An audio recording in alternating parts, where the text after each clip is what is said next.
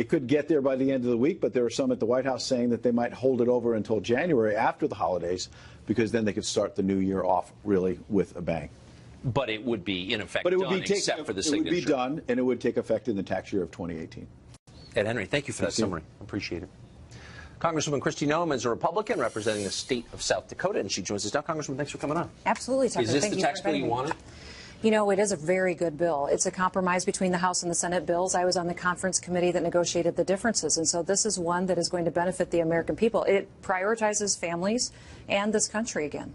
Telling people their taxes are going down is good news. I mean, everyone's Absolutely. for that. Why hasn't it broken 50% in popularity? You know, I think that a lot of what the Democrats are saying out there is just lacking the facts, and they're spinning a lot of shameful claims about this bill that we just as Republicans need to get there and tell the truth. You know, in my state of South Dakota, the average household income is $54,000 per calendar year.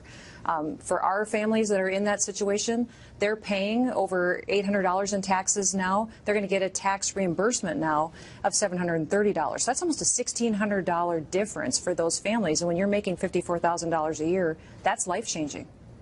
That seems a pretty simple message. Why has it been so hard to sell that? I don't understand. You know, I don't know. I think that we have been, as a member of Ways and Means Committee, I've been in the room working on the policy, making sure that it works very well.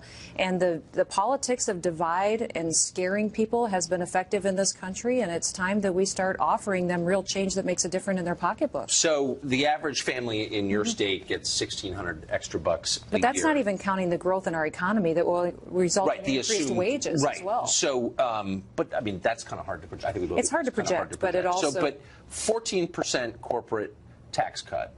People look at this and say, well, gee, you know, Dow is at record highs. Do companies, which are posting record profits, really need this tax cut? Oh, absolutely, because the reason that they're posting record profits is because of the expectation that this tax reform would happen.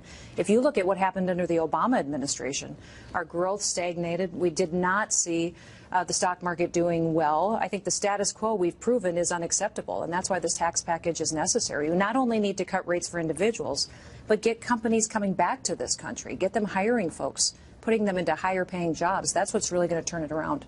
So the carried interest loophole is a small thing by the numbers, but it's symbolically powerful. The president ran on it again and again, saying, I'm going to drain the swamp by getting rid of this carve-out that allows private equity people and hedge fund managers, the richest people in our society, to pay half the tax that you pay. It's still there. Why? We certainly had that debate back and forth between the House and the Senate. You know, I think that every single provision in this bill we based on low and middle income families and then growth. We did not want to discourage growth in this country, so we made sure we changed our international tax, made sure we changed our corporate tax to make us competitive and allow that reinvestment of dollars into our economy that's going to actually create the jobs. Right, but I mean, hedge fund managers don't create jobs that I'm aware of. Not a lot of jobs, maybe outside Stanford and Greenwich, and they've gotten really rich during a period of economic stagnation for a lot of other people. Who was for this specifically? I mean, look, you could argue it's a small thing, but it's a thing, and it's contrary to what the president promised, and I think it would be interesting to know who lobbied to keep this in. You know, I don't think anybody really lobbied to keep it in, specifically to me or to my office as a member of the Ways and Means Committee. I focused on the child tax credit, worked with Ivanka and Marco Rubio on that extensively, worked a lot on the small business provisions, so I worked on interest deductibility, expensing. I also worked extensively on things that were important for small businesses and farmers and ranchers, which I am one, like eliminating the death tax. So those were all provisions that I focused on making sure that we were going to get our tax policy straight and reformed on. So, just to close that out, it's not clear how this wound up there, but it's there. You know, all of these had debate, and when the decision was made, you know, what was so impressive was how Chairman Brady handled this process. He's the chairman of Ways and Means, and was also the chairman of this conference committee. We would put forward proposals. The entire Republican conference would give feedback on. We would put in place those provisions that helped us with the growth numbers, helped us bring relief to families, and then the bill would change. So I think one of the reasons that we're sitting here on this historic day with tax reform being done for the first time in over 30 years, it's because of that give and take process that we had. So there was debate between members of the conference and bipartisan committee hearings that were held, even bipartisan discussions at the White House, that was this bill was the result of.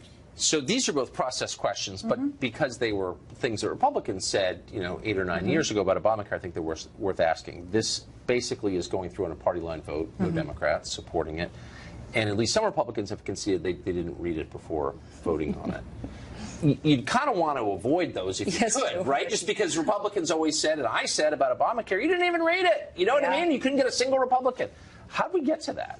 We honestly did have a lot of bipartisan discussions on this. I've been on Ways and Means for several years. We've had many, many bipartisan hearings on tax reform proposals. Economists come before the committee. We had a farmer from South Dakota come and talk about what would be important provisions to have in this tax reform bill. So the fact that the Democrats stand on TV and say that they weren't consulted is absolutely not true. I sat in the White House with President Trump while we had bipartisan discussions on tax reform. I believe so that simply can be proven to be not true. They were consulted. They didn't want to play ball. They didn't want to help the American people. So that's why this is now a Republican bill. And Americans are going to see benefits out of this bill that they'll realize next year when their paychecks are bigger. That's my last question. If you're scoring at home, how do you know if this works, and when will you find In January, your paycheck will be bigger. There'll be less withholding taken out of your paycheck. You'll see that result immediately. Even small businesses that have payroll, they'll see more money that they have to reinvest in their business and to increase wages. They'll also take advantage of that standard deduction, the increased child tax credit. They'll see interest deductibility available, a new small business tax deduction that's in place that has never been there before. So we really prioritize those that are the job creators in this country, recognizing that what we need to see is this economy turn around. Christine, thanks very much, Congressman. Thank you, Tucker. Appreciate it. A new report details how the Obama administration allowed the terror group Hezbollah to import narcotics into the United States in the middle of the worst drug epidemic in our history. How'd that happen exactly? An Obama foreign policy advisor tries to answer that question next.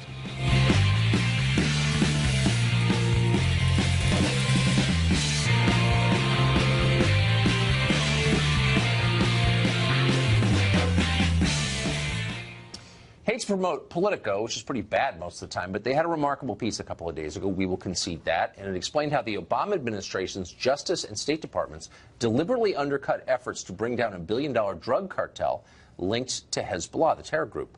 It all happened in secret, apparently with the goal of getting a nuclear deal with Iran. How did this happen? Eli Lake is a columnist at Bloomberg. He's written about national security and foreign policy for many years and joins us now. Eli, first question. Is this story from your reporting essentially true? Well, it fits a pattern with what I would call the sort of increasing price of the Iran deal, which is that we keep learning later of other concessions that were made that, were not part of the original explanation of that nuclear deal to the American public. And I've also heard the more general concern that, as a general rule, the Obama administration went softer on, lots of kind of Iran's regional predations. But the specifics of this particular story, I think, I know the reporter Josh Meyer, I think it's solid. And but it's one thing to say, look, we're not going to hassle Iranian diplomats, or we're going to look the other way at nonsense going on in Lebanon.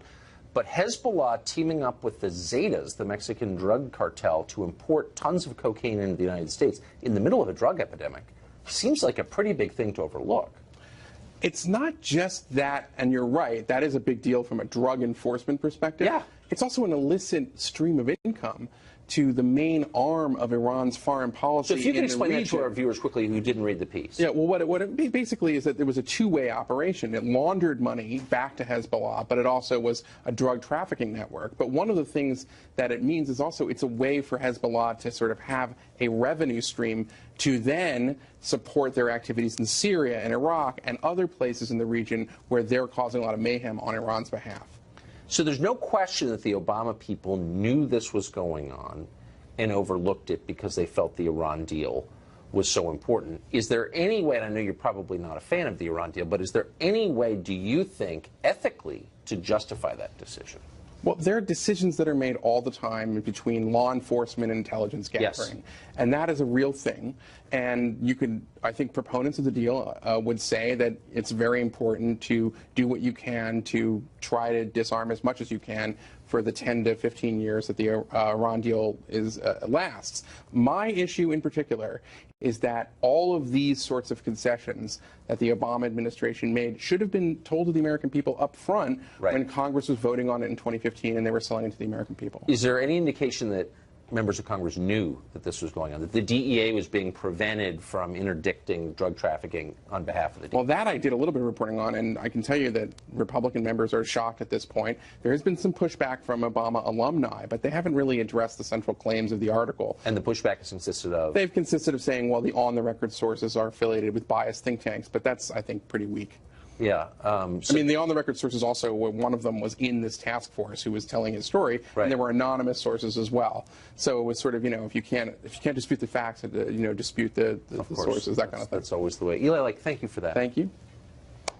David Teferi is a former State Department official. He advised Barack Obama's presidential campaigns on questions of foreign policy, and he joins us tonight. So, David, 60,000 people died last year of drug ODs. I think we're sort of beyond the point where we can pretend that there's not a massive historic drug crisis going on in America, and yet the Obama administration, as that crisis was ramping up, in effect allowed tons of narcotics to come into the country knowingly. That seems jaw-dropping to me. Well, this is really a story about terrorism and about our Iran policy. We can agree on a couple things. First of all, that Hezbollah does support terrorism, that Hezbollah is an arm of Iran, and it carries out Iran's anti-American, anti-Western agenda. So we should be using law enforcement to confront Hezbollah, and we have been doing that. This story suggests, however, that the Obama administration pulled back on a major law enforcement investigation in order to support the Iran deal. That is troubling if true. However, this story is thinly supported. And Eli Lake noted some of the ways in which it's thinly supported. It's basically based on two former DEA agents who have an agenda. I have a contact. He just left the Treasury Department last summer. He says that this is a disgusting hit job by a cabal of people with an agenda. Okay, so there are two sides to this story. Well, that's not a side, actually. That's an ad hominem attack on the reporting without offering countervailing evidence. Let me stipulate that all stories in Washington come with an agenda, explicit or not. So, of course, there are agendas. Well, this comes from but you're not. But is he saying that it's untrue, that the Obama people knew that Hezbollah was partnering with the Mexican drug cartel to import cocaine by the ton into the United States and launder terror money? They did know that, correct? If you look at his tweets, he is saying it's not true. The interagency process, which involves the intelligence community, State Department, Treasury, folks like him who were on the sanctions policy group were monitoring this very closely, and they did not agree that the Obama administration suddenly changed its policy. Now, if the Obama administration did, that is problematic. But the problem is this 50-page plus story with lots of details is really just based on the testimony of just two people, and that's problematic. So it needs further investigation before you indict the entire Obama administration. I don't know that that's true, and I'm not indicting the entire Obama administration. The show is not long enough to do that. I'd enjoy it. I'm merely saying that this piece purportedly is based on interviews with dozens of people, it says, directly involved in this. There's an on-the-record piece of written testimony before Congress from an Obama Treasury official saying that a specific DEA operation, Cassandra, meant to interdict cocaine shipments here, was stymied on purpose. So is that true or not? It sounds like it is true. How is that not true? There are plenty of quotes in the article that also from people in the Obama administration who said, no, that's not true. No, that the Obama administration did not provide. With respect, there's one right here. I read the piece carefully. The White House did not attempt to curb the DEA-led efforts against Hezbollah because of the Iran deal. That's a direct quote from the article. Because of the Iran deal. Then on what ground? There's not one line in that piece that says the facts are not true. It's a question of motive. So they're saying, look, this is complex. And by the way, there's some truth in this. These are complex. And as Eli just noted, there's often a debate between the intel people and the law enforcement people. I get it. There are a lot of priorities at stake. But in no part of that piece does it say that the administration didn't lean on DEA to stop being so aggressive with Hezbollah. No one denies that. Well, you highlighted an important thing, which is there were a lot of different objectives at work here. And there was another objective, which was to reach the Iran deal in order to curb Iran's effort to develop nuclear weapons. That was equally important. We should have been doing both, and I would hope that we were able to do both. This report suggests we weren't, but it is, again, based on just a couple of people's testimony. No, it's not, actually. It's based, again, on the testimony firsthand of dozens of people. But let's get to the point that Eli made, which is that Congress, which voted on this, had no idea this was going on. So how exactly does that work? Why should the democratically elected Congress of the United States, whose constitutional duty it is to approve or disapprove a deal like this, why shouldn't they have all the facts before doing that? Why did the administration lie to them? I don't understand. Well, Congress definitely should have had all of the facts. But they didn't. There's plenty of legislation in Congress right now that is anti-Hezbollah that would help with the effort to confront Hezbollah. And Congress has the opportunity now, based on these facts and others, to vote in favor of that legislation. Slow down. The deal is done, okay? First of all of those narcotics came into this country, and again, 60,000 people died last year. So you can't argue that it's not shaking American society to its foundations. Drug addiction, it is. And this is part of the problem. But more than that, the Iran deal is in place, and decertifying it, undoing it, pulling out of it has all kinds of other ramifications. It's like Obamacare. Once you're in, it's kind of hard to get out, actually. So why didn't Congress know before approving this the whole story? We don't know everything that Congress knew. I mean, there's members of Congress say the intelligence committees on Congress, they get classified information, and they were probably getting some of this information. So Treasury called over and said, but just so you know, in order to kind of sweeten the deal, we're letting Hezbollah, which we've designated a terror organization, to partner with the Zetas in the Mexican civil drug war, import tons of cocaine into the country. Hope you're cool with that. Well, Tucker, you're also overlooking the fact that some of this was public knowledge. The people who were arrested, one of the people is a Hezbollah person who was arrested in Prague. That was public information. So there was some information that was publicly out there about this. What wasn't public is that the parts of the U.S. government tried to extradite that Hezbollah official from Prague, and were stymied in their efforts by the Obama administration, which didn't want to rock the boat with Iran. I mean, that's a perfect example, as outlined in the piece. They let the guy sit there, and now he's back in Beirut selling arms to people who shouldn't have them. That's the position this article takes. We don't know if that's true or not. But I also want to talk about something else. The Trump administration has not changed the policy towards Hezbollah one iota. For instance, the Trump administration has looked the other way as Hezbollah-linked militias in Iraq have taken back territory. In fact, some of them are using U.S. arms that were supplied to the Iraqi army, and the Iraqi army gave it to the Hashd al-Shabi, which is basically a Hezbollah-linked militia. One of the reasons the Iraq war So are you upset about that as well? I think the Iraq war empowered Iran and Hezbollah, its client. Yes, I do. We agree about that. Right. But I guess the point I'm making is you can debate Hezbollah and their role on the world stage. But you can't debate it's a bad idea to allow a terror group to import cocaine into your country. That's all I'm saying. We both agree on that. Okay. David Jafari, thank you. Thank you. Taylor Swift got on the cover of Time magazine for accusing a man of groping. But the man she accused says she was able to destroy his life, his reputation, and get him fired before he could even respond to the charges. So we're giving him a chance to do that next.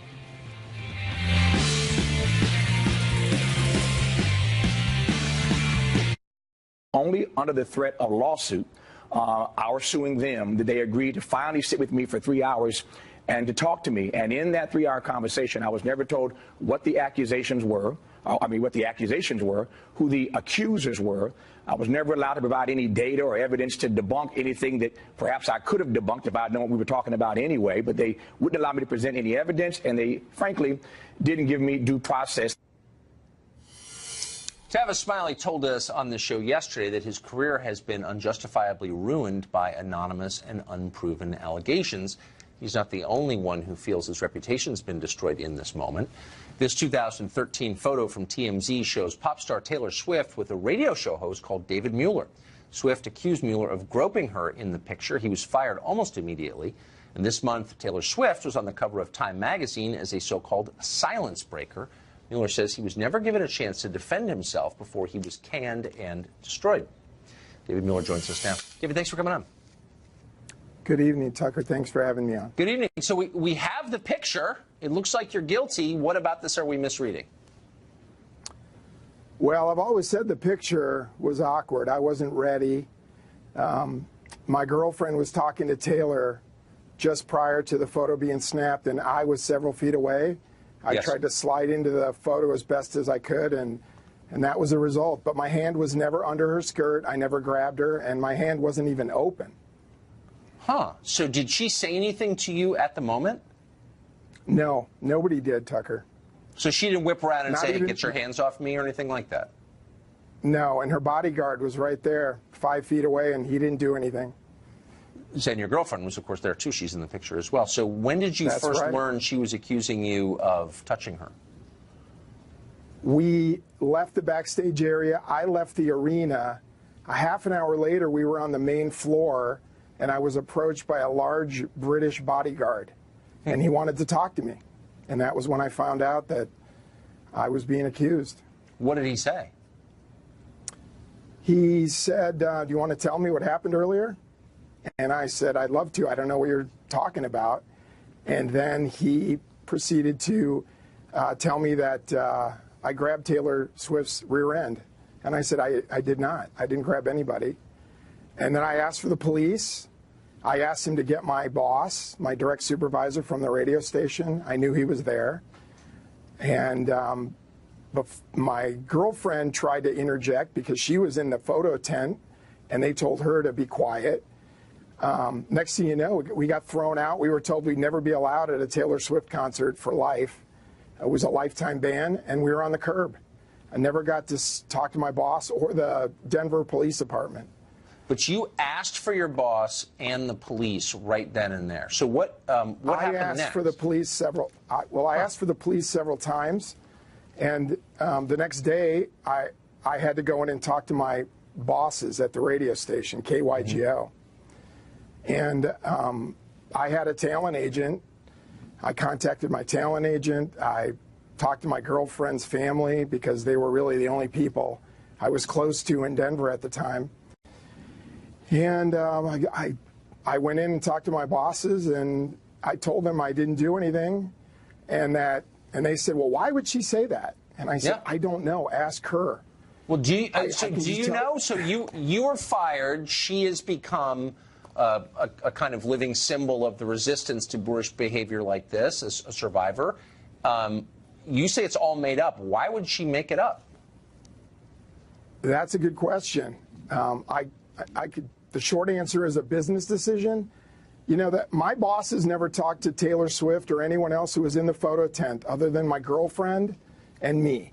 And my girlfriend and I told my bosses at KYGO nothing happened. And they talked to one person from her group, from Team Taylor. Yeah. They never talked to Taylor. The first time I heard that Taylor Swift actually was accusing me was when she filed a counterclaim to my lawsuit. That's the first time. I didn't even know that she had said it, because when I was there, you would think she would have slapped me or said, dude, get your hand off me. She never said a word to me. I had no idea there was a problem, because there wasn't a problem. How has this affected your life? Well, the biggest thing it's done to me is put me in a position where I have to prove that I'm innocent, which is almost impossible. But I've done the best I can. I sat down for 2 independent polygraphs. I passed them both. I'm willing to do another one. I've talked to all my friends in radio. I've tried to recover from this career-wise. And so far, I don't have many promising leads. I have a chance to get back in radio. I won't be at the level I was at. I don't have a girlfriend. My girlfriend stayed with me for a while, but it was hard. And when she knew that I was going to file a lawsuit, that was a bit much for her to handle. But I didn't have any recourse. I had to, because I asked them to give me something in writing saying there was a misunderstanding. And there was nothing else I could do. I had to file a lawsuit. Wow. Well, I don't know anything other than what you've just told us, but it's clear that your life has been basically destroyed by this. So we'll let our viewers judge for themselves. David, thank you for coming on. Thank you, Tucker. The Senate thinks it may have found another Russian agent in this country. We'll give you 3 guesses. You'll never guess it, actually. It's Green Party presidential candidate Jill Stein. She's the secret agent. We'll tell you what crime she apparently committed next.